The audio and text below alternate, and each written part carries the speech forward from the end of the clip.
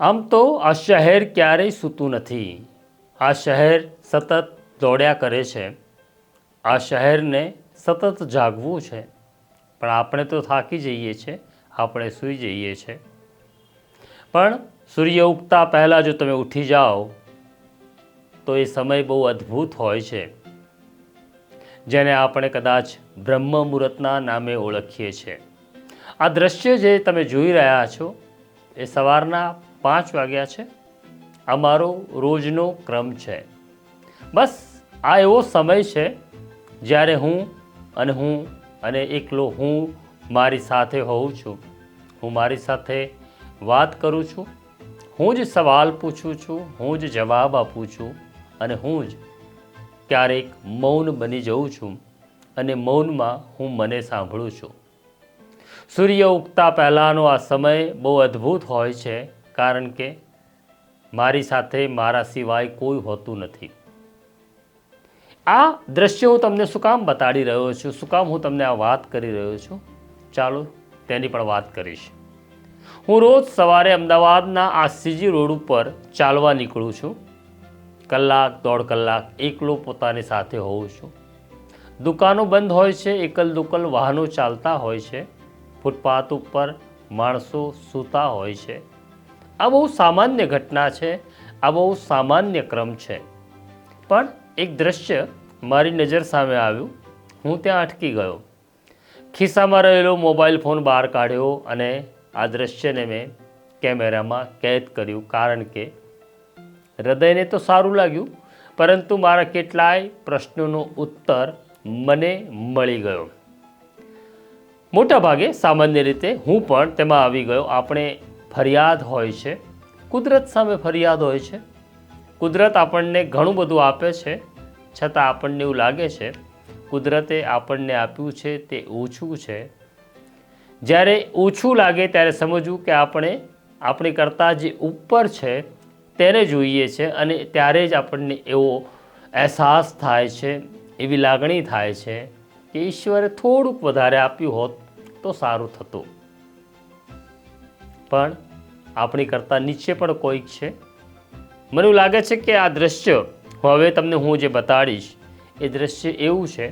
અમદાવાદના CG road ઉપર એક માણસ ફૂટપાથ ઉપર, ઠંડી છે, હજી ઠંડી ગઈ નથી, બ્લેન્કેટ ઓઢીને સૂતો છે. આવા તો બહુ બધા દ્રશ્યો તમે પણ જોયા હશે. પણ આ દ્રશ્યમાં એક નવું પાત્ર છે. આ માણસની સાથે એક શેરીનું કૂતરું પણ સૂતું છે. કૂતરાને પણ ઠંડી લાગે છે, પણ આ માણસ જે રસ્તા ઉપર ફૂટપાથ ઉપર સૂઈ રહ્યો છે તેણે થોડીક જગ્યા આ કૂતરાને પણ કરી આપી બ્લેન્કેટ ઉપર સૂવાની.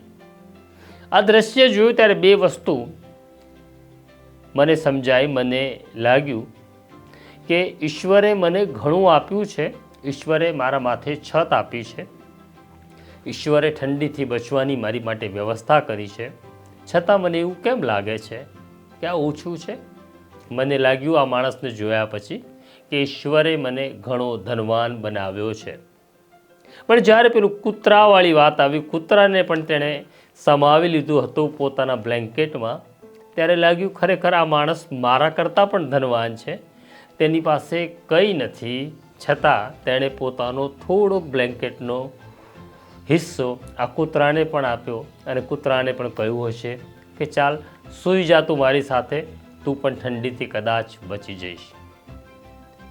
કુદરત આપણી સાથે આ જ રીતના, આપણી આસપાસના લોકો આ જ રીતના આપણી સાથે વાત કરતા હોય છે.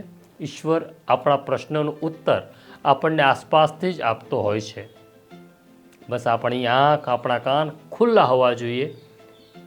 તો આપણે કોઈ મોટિવેશનલ સ્પીકરને સાંભળવાની જરૂર નથી, કારણ કે સૌથી મોટો મોટિવેશનલ સ્પીકર તો કુદરત છે. કુદરત માં છે, તે શીખવાડે છે. કુદરત પિતા છે, તે આપણને સમજાવે છે.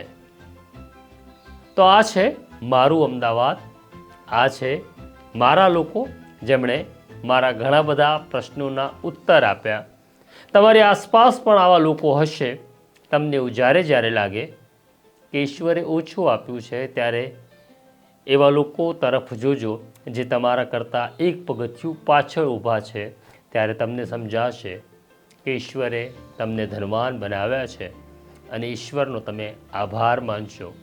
ઈશ્વર પાસે માગનારની તો કતાર છે, પણ ઈશ્વરનો આભાર માનવાનું તમે શરૂ કરશો તો મને એવું લાગે છે કે કતારમાં તમે પહેલાં હશો, કારણ કે ઈશ્વરને નો જે આભાર માને છે, ઈશ્વર તેને VIP કતારમાં ઊભો રાખે છે. તો આ પ્રકારની ઘટનાઓ આસપાસ થતી રહેશે. નવજીવન જોતા રહેજો.